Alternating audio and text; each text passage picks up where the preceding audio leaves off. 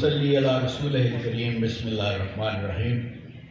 Stage پر بیٹھے اکابرین شہر، علماء کرام، اساتذہ کرام، وکلاء صاحبان، نوجوان طالب علموں اور شہریان وزیر آباد، السلام علیکم۔ بزنس اور انڈسٹری سے تعلق رکھنے والے دوست بھی یہاں موجود ہیں، ان کو بھی السلام علیکم۔ ہے تو تلخ لیکن ہے حقیقت کہ ہم ایک احسان فراموش قوم ہیں، اور عالمی سطح کے دانشور اور مفکر جب ملتے ہیں تو ہمیں کہتے ہیں، منہ پر کہتے ہیں کہ تمہارے زوال کی ایک بڑی وجہ یہ بھی ہے کہ تم لوگوں نے علامہ اقبال جیسے عظیم محسن کو بھلا دیا ہے، اور جو قومیں اپنے محسنوں کو فراموش کر دیں، تاریخ انہیں کوڑے دان میں پھینک دیتی ہے۔ علامہ اقبال صرف پاکستان یا ہندوستان نہیں، دنیا بھر کے مفکر کہتے ہیں کہ وہ پوری دنیا کے مسلمانوں کے لیے قدرت کا ایک عظیم تحفہ تھا۔ انسان حیران رہ جاتا ہے کہ قدرت نے انہیں کیسی حیرت انگیز صلاحیتوں اور بصیرتوں سے نوازا تھا۔ خاکی ہے مگر اس کے انداز ہے افلاک، اور سکھلائی فرشتوں کو آدم کی تڑپ اس نے، آدم کو سکھاتا ہے آداب خدا، اور ایک ولولائے تازہ دیا تو نے دلوں کو، لاہور سے طاقہ کے بخارا سمرقند سے، اور جس کی پوری شاعری کا نچوڑ یہ ہے کہ با مصطفیٰ برساں خیش را کہ دی ہماؤس، اگر باؤ نہ رسیدی تمام بول حبیس، کہ اپنے آپ کو آقا دو جہاں کے قریب پہنچاؤ، آپ کا پیغام سمجھو، تعلیمات سمجھو کہ آپ ہی کی ذات مجسم دین ہے، اور اگر ایسا نہ کر سکو، حضور کے ساتھ محبت اور عقیدت اور اطاعت کا تعلق قائم نہ کر سکو، تو پھر جو ہے وہ بول حبیب۔ دیکھیں، دنیا میں انسانوں کے لیے سب سے بڑی نعمت آزادی ہے اور سب سے بڑی لعنت غلامی۔ ہماری آبادی 22 کروڑ ہے، اور بھارت میں مسلمان 25 کروڑ ہیں، ہم سے زیادہ ہیں، مگر نہ وہاں مسلمانوں کی جانیں محفوظ ہیں، نہ عورتوں کی عزتیں محفوظ ہیں۔ جب بدماش اور گنڈے چاہیں کسی مسلمان کے گھر گھس جاتے ہیں اور مسلمانوں کو، فیملی ہیڈ کو باہر نکال کے سڑک پر لٹا کے لوہے کی راڈوں سے مار کچل دیتے، نہ مقدمہ، نہ ریلیف، نہ کچہری، نہ پولیس، نہ عدالت، نہ انصاف، اس لیے کہ وہ غلام ہیں۔ آج بھارت کے 25 کروڑ کے ملک دنیا میں بہت کم ہیں، 25 کروڑ مسلمانوں کا مسئلہ معاشی یا تعلیمی پسماندگی نہیں ہے، وہاں ان کا سب سے بڑا مسئلہ سروائیول ہے، اپنی جان کی حفاظت، صرف بقا۔ دوستوں سے گزارش ہے کہ ذرا اقبال کے بارے میں باتیں، ایک تو فون بند کر دیں، دوسرا کراس ٹاک میں میری گزارش۔ اگر بھارت میں رہنے والے مسلمان شام کو سارے گھر والے بخیریت پہنچ جائیں تو وہ سجدہ شکر بجا لاتے ہیں، اور وہ اپنے اسلامی نام تبدیل کر کے زندہ رہنے کی کوشش کریں۔ اسلامی نام رکھنا ممکن نہیں ہے۔ اللہ کا ہر وقت ہمیں شکر ادا کرنا چاہیے کہ ہم آزاد ہیں، آزاد ملک کے آزاد شہری ہیں، مگر یہ بھی یاد رکھیں کہ ہماری یہ آزادی، ہمارے یہ حقوق، ہماری یہ بڑی بڑی جاگیریں، ہمارے کارخانے، ہمارے عہدے، ہماری وزارتیں اور حکومتیں سب پاکستان کے طفیل ہیں، اور پاکستان علامہ اقبال کے نظریے اور قائد اعظم کی جدوجہد کا ثمر ہے۔ اس لیے علامہ اقبال ہمارے بہت بڑے محسن ہیں۔ ہر روز ان کے لیے دعائیں دل سے نکلنی چاہیے، اور جو باشعور لوگ ہیں ان کے دل سے نکلتے بھی ہیں۔ سب سے پہلے 2 قومی نظریہ دیا تو اقبال نے، اور علیحدہ وطن کا مطالبہ کیا تو اقبال نے۔ علیحدہ وطن کے لیے تحریک کے لیے لیڈر ڈھونڈا 7 سمندر پار سے تو اقبال نے۔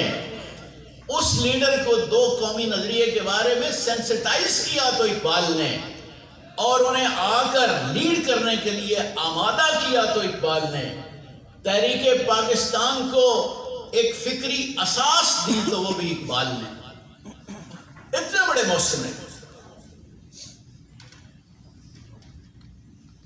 دیکھیں، اسلامی تاریخ نے بہت بڑے مفکر اور شاعر اور دانشور پیدا کیے ہیں، لیکن دنیا کے سامنے اسلام اور مسلمانوں کا مقدمہ جس پرشکو انداز میں اور جس شان سے اقبال نے پیش کیا ہے، کوئی اور نہیں کر سکتا۔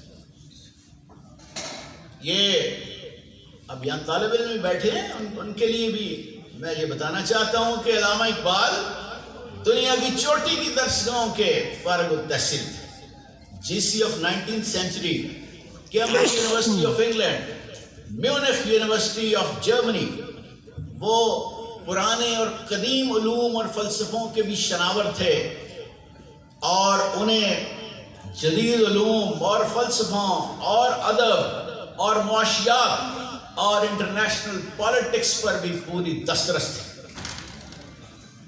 اور مسلم دانشور عالمی سطح کے اس پر متفق ہیں کہ اسلام کی 700-800 سالہ تاریخ کے سب سے بڑے مفکر اور شاعر کا نام ڈاکٹر علامہ اقبال ہے، اور یہ ہمارے لیے کتنے بڑے فخر کی بات ہے۔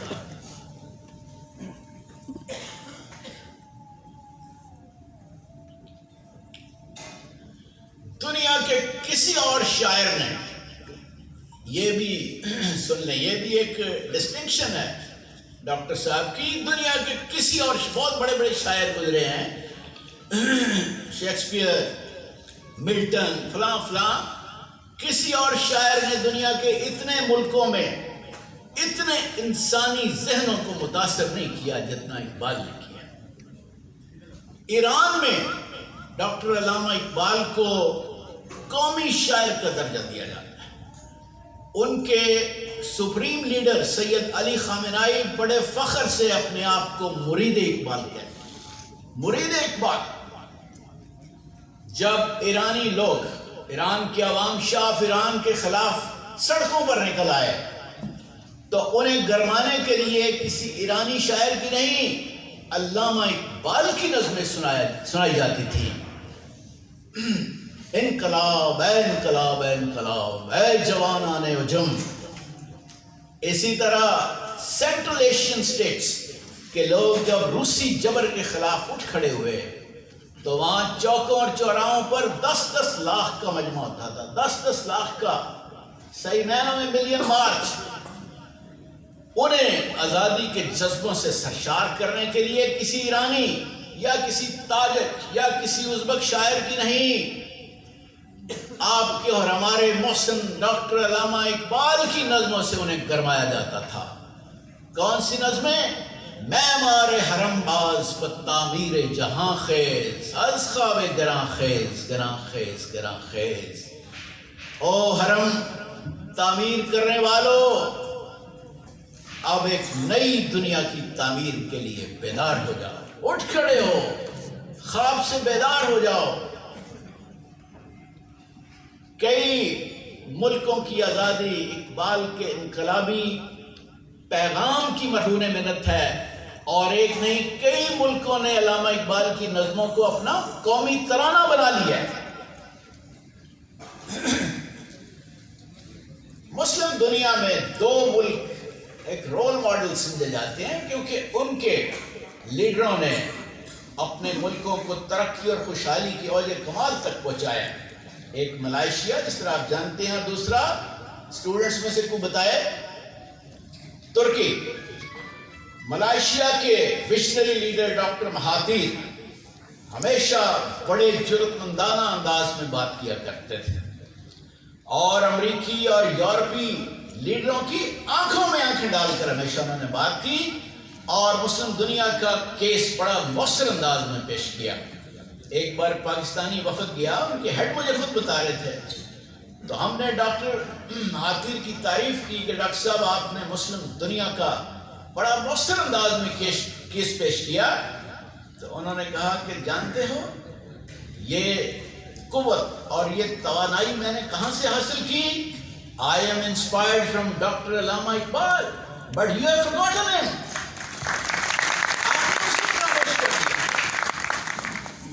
ترکی کے مرد آہن طیب اردوان کی کوئی تقریر علامہ اقبال کی نظموں کے بغیر مکمل نہیں، اور ان کی کئی نظموں کا ترکی ترجمہ یاد ہے اور ہر تقریر میں استعمال کرتے ہیں۔ مڈل ایسٹ کے بھی اکیڈمیشن اور انٹلیکچوئلز علامہ اقبال کے انقلابی پیغام سے اسی طرح متاثر ہیں۔ اگر ڈاکٹر صاحب ہم برصغیر کی بات کریں تو فیض احمد فیض صاحب بڑے مشہور شاعر گزرے ہیں۔ ایک بار ان کے شاگرد ایک مشاعرے کے بعد سٹیج پر گئے اور انہوں نے کہا فیض صاحب 20ویں صدی تو آپ کی صدی ہے۔ فیض صاحب نے کہا دیکھو 20ویں بھی اور آنے والی صدیاں بھی اقبال کی صدی ہیں۔ اقبال سے پہلے شاعری کیا تھی؟ وہ تو عورتوں کے اعضاء کی شاعری تھی۔ شعر اور شاعری کو عزت اور عظمت اقبال نے بخشی۔ He is like a mountain and all other poets are like stones lying at the base. یہ فیض احمد فیض نے کہا۔ Justice S A Rahman supreme court کے چیف جسٹس گزرے ہیں اور بہت بڑے انٹلیکچوئل لکھتے ہیں کہ آسمان ادب کی عظمتیں اور رفتیں جھک جھک کر کلام اقبال کو سلام پیش کریں۔ مختار مسعود کہتے ہیں اقبال پیغمبروں کے شاعر اور شاعروں کے پیغمبر تھے۔ خود قائد اعظم محمد علی جناح علامہ اقبال کو اپنا نظریاتی گائیڈ قرار دیتے تھے۔ 1940 کی قرارداد پاس ہوئی تو قائد ریممبرڈ ہز گائیڈ۔ قائد نے while talking to the Muslim League leaders, Muhammad Ali Jinnah said کہ had doctor Iqbal been alive he would have been extremely happy. اگر ڈاکٹر اقبال زندہ ہوتے تو وہ بہت خوش ہوتے۔ انہوں نے ہمیں جو راستہ دکھایا تھا ہم اسی پر اب چل پڑے۔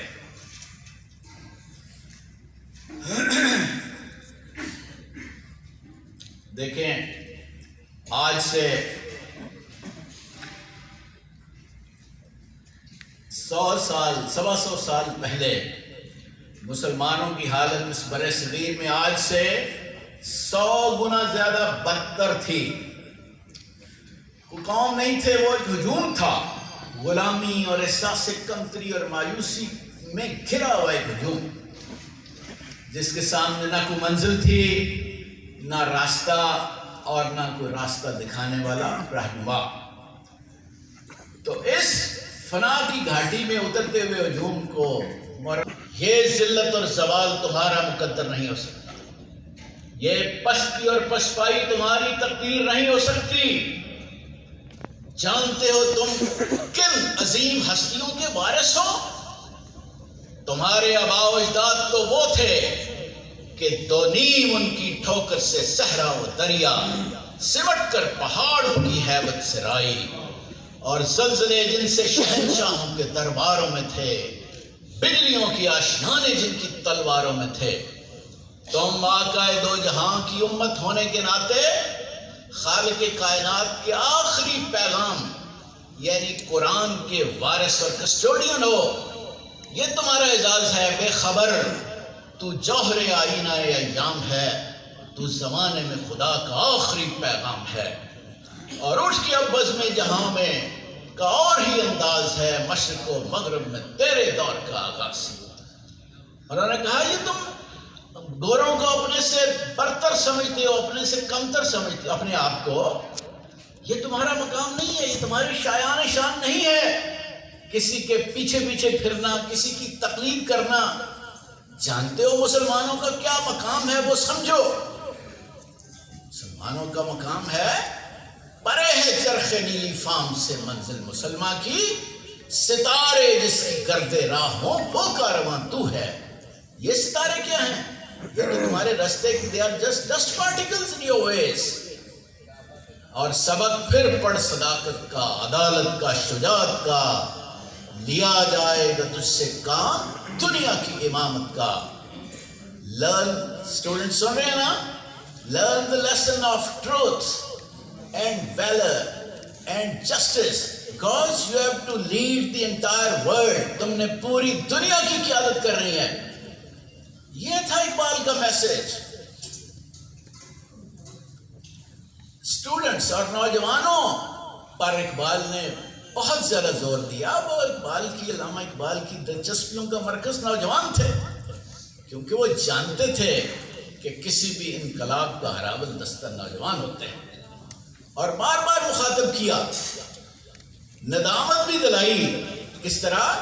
آپ لوگوں کو مخاطب کر کے کہا کہ کبھی اے نوجوان مسلم تدبر بھی کیا تو نے، وہ کیا گردوں تھا تو جس کا ہے ایک ٹوٹا ہوا تارا، وہ کیا آسمان تھا جس پر تمہارے آباء و اجداد چمکتے تھے، اور تم ایک ٹوٹے ہوئے تارے کی طرح تمہاری حیثیت ہوگی، ذلت اور زوال کی پستیوں میں جا گرے ہو۔ نوجوان اٹینٹو ہوئے جب انہوں نے دیکھا ڈاکٹر علامہ اقبال ان سے مخاطب ہیں، سب اٹینٹو ہوئے، اور پھر ایک اور روح پرور آواز ان کے کانوں میں پڑی کہ تجھے اس قوم نے پالا تھا آغوش محبت میں، کچل ڈالا تھا جس نے پاؤں میں تاج سرے دارا۔ تمہارے تو آباء و اجداد وہ تھے۔ دیکھیں ڈاکٹر علامہ اقبال کو یہ گلہ رہا، کبھی کبھی ہلکے انداز میں وہ کہتے تھے کہ یا اللہ تو نے مجھے اس ملک میں یا اس قوم میں پیدا کیا کہ جس قوم کے بندے ہیں غلامی پہ رضامند، یہ غلامی پر خوش ہیں۔ میں نے جگانے کی کوشش کرتا ہوں، یہ کہتے ہیں ہم غلامی ٹھیک ہیں، اس ساسی کمتری کے مارے ہوئے ہیں، اور میں نے باقی نہیں ہے تجھ میں گفتار دل برانہ، کردار قاہرانہ، اور تیری نگاہ سے دل سینوں میں کانپتے تھے، کھویا گیا ہے تیرا جذب قلندرانہ۔ تم تو ایسے نگاہ کرتے تھے، اور 10,000 کا تمہارا لشکر ہوتا تھا، 3 لاکھ کا رومیوں کا لشکر کانپ اٹھتا تھا۔ خالد بن ولید آتے تھے تو نام سن کر وہ لرزتے تھے، تیری نگاہ سے دل سینوں میں کانپتے تھے۔ کہاں گیا وہ؟ لوگ آتے تھے، ڈاکٹر صاحب ہماری یہ ذلت اور زوال کیوں ہے، ہماری دعائیں قبول کیوں نہیں ہوتی؟ تو اقبال انہیں بتاتے تھے اس لیے کہ تم میں وہ اخلاص نہیں ہے، وہ جذبے نہیں ہے۔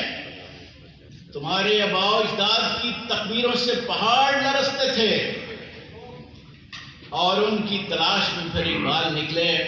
انہوں نے مسلم دنیا کا سفر کیا، مصر گئے، فلسطین گئے، اسپین گئے، مسجد کرتبہ بھی گئے، مگر بڑے دکھی دل کے ساتھ انہوں نے پھر کہا، اس لیے گئے تھے کہ شاید کانوں میں وہ آوازیں، وہ تکبیر کی آواز پڑے، وہ کہیں سجدے نظر آئیں، مگر دل گرفتگی کے عالم میں کہا سنی نہ مصر۔ بھائی آپ خاموشی سے سنیں، یہ کیمرہ مین ذرا آپ بالکل خاموش ہیں۔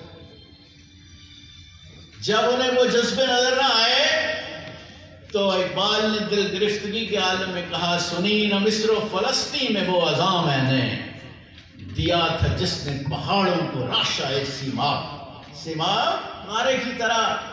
جب ان کی اذان بلند ہوتی تھی تو پہاڑ پارے کی طرح کانپتے تھے۔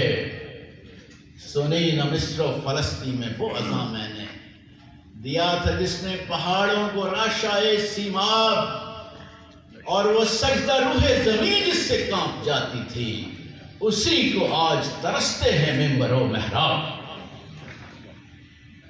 وہ جب سجدے دیتے تھے تو زمین کانپتی تھی، ہلتی تھی۔ یہ ان میں جذبے اور جرتیں تھیں، اس لیے وہ دنیا کی سپر پاور تھے۔ یہ تھا اقبال کا پیغام۔ ایسے تو نہیں امریکہ اور مغرب اس پیغام سے خائف، ایسے تو نہیں وہ چاہتے کہ اس کو نصاب سے نکال دیا جائے، اسی لیے وہ چاہتے ہیں کہ نئی نسل کی ایکسیس اقبال تک نہ ہو، وہ نہ پڑھ سکے اور وہ ذہنی غلام رہے، احساس کمتری کی ماری ہوئی رہے۔ دیکھیں علامہ اقبال جیسے محسن اور دنیا اسلام کے عظیم مفکر کس طرح کے اوصاف ہم میں چاہتے تھے، کیا خوبیاں وہ چاہتے تھے مسلمانوں کے اندر ہوں۔ میں چند آپ کے ساتھ شیئر کروں گا کہ ان کا کیا پیغام تھا۔ پیغام میں ہم نے دیکھنا ہے کہ وہ کیا چاہتے، کس طرح کے اوصاف مسلمانوں میں چاہتے تھے۔ سب سے پہلی بات، سب سے پہلی چیز جس پر ان کا سب سے زیادہ زور تھا کہ مسلمانوں کا یقین اور ایمان پختہ ہونا چاہیے، غیر متزلزل ہونا چاہیے۔ یقین اور ایمان آپ کے نظریے میں، کیونکہ وہ سمجھتے تھے کہ اگر آپ کا یقین اور ایمان متزلزل ہوگا، کمزور ہوگا، تو آپ اندھیروں میں بھٹکتے رہیں گے۔ یقین محکم عمل فہم محبت فاتح عالم۔ یہ طالب علم کوئی دوسرا مصرع سنائے، اس کا شعر مکمل کرو شاباش۔ جہاد زندگانی میں ہے یہ مردوں کی شمشیر۔ ویری گڈ، شاباش شاباش، ویری گڈ بیٹا، بیٹھ جائیں۔ تو علامہ اقبال کہتے تھے کہ اگر آپ کا یقین اور ایمان، اس طرح ہم میں سے زیادہ تر کا اسی طرح یہ کمزور ہی ہے، متزلزل ہے۔ یہ بات میں ٹھیک کہہ رہا ہوں نا آپ صاحب؟ ایسے ہی ہے۔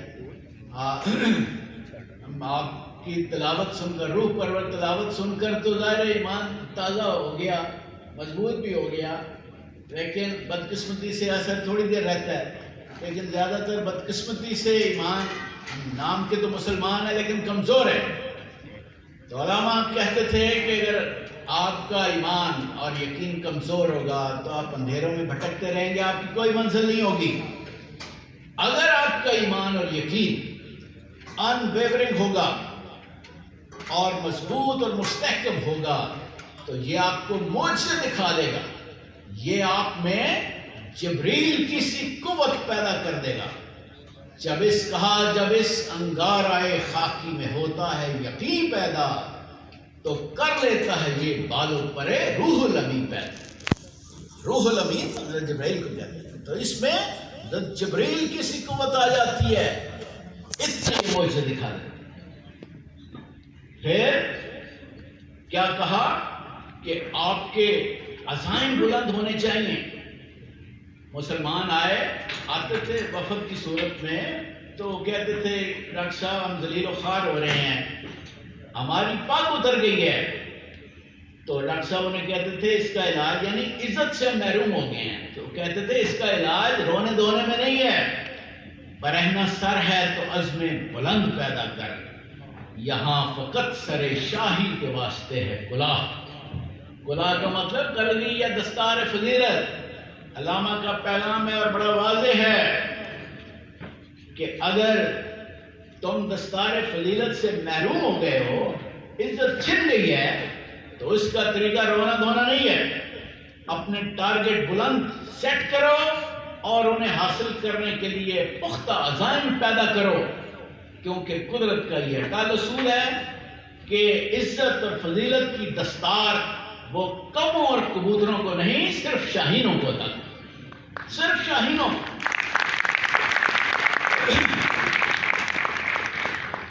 علامہ اقبال کا بہت زیادہ فوکس رہا کردار پر۔ اب جو تیسری خوبی میں بتانے لگا کہ کردار، کہ ہم عام مسلمان بھی اور خاص طور پہ جو مسلمانوں کا جس کا شوق ہو قائد بننے کا، جس کے سر پہ قیادت کی پگڑی رکھی جائے، اس کے کردار پر مالی یا اخلاقی کرپشن کا کوئی داغ نہیں ہونا چاہیے، بہت اللہ، کوئی داغ نہیں بہت ہونا اللہ۔ چاہیے۔ علامہ نے کہا وہی جمع ہے قبیلے کی آنکھ کا تارا، شباب جس کا ہے بے داغ ضرب ہے کاری۔ دو چیزیں، شباب جس کا ہے بے داغ، یعنی جس کی جوانی بے داغ، جس پر مالی اور اخلاقی دونوں قسم کی کرپشن کا کوئی داغ نہ ہو، اور جو جرأت مند ہو۔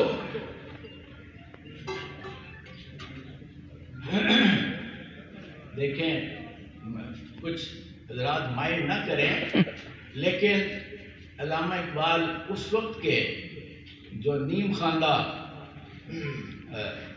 طبقے تھے مذہبی، اور وہ صوفی جو جد و جہد اور اسٹرگل کے مخالف تھے، دونوں سے برزن تھے۔ تو علامہ نے کہا خالد صاحب کہ صوفی کی طریقت میں فقط مستی احوال، ویسے وہ بڑے بڑے بزرگوں کی بہت عزت کرتے تھے، آپ کو پتہ ہے کہ شاہ سب سے مستقل ان کے رابطہ رہتا تھا، ملاقاتیں بھی ہر جگہ جاتے تھے، مگر وہ سمجھتے تھے کہ کچھ ایسے ملا ہیں جو اپنی جہالت کی وجہ سے قرآن کی غلط تعبیر کرتے، کچھ ایسے انہوں نے صوفی کا لبادہ اڑا ہوا ہے لیکن جد و جہد کی مخالفت کرتے۔ تو صوفی کی طریقت میں فقط مستی احوال حال والی، اور ملا کی شریعت میں فقط مستی گفتار تقریریں ہیں۔ اور وہ کہا کہ وہ مرد مجاہد نظر آتا نہیں مجھ کو، ہو جس کے رگو پے میں فقط مستی کردار۔ علامہ Iqbal was looking for a man of character، کردار۔ اور دیکھیں، جب کردار کی بات ہوگی تو اس کا سب سے امپورٹنٹ کمپوننٹ کیا ہے؟ رزق حلال، ایمانداری۔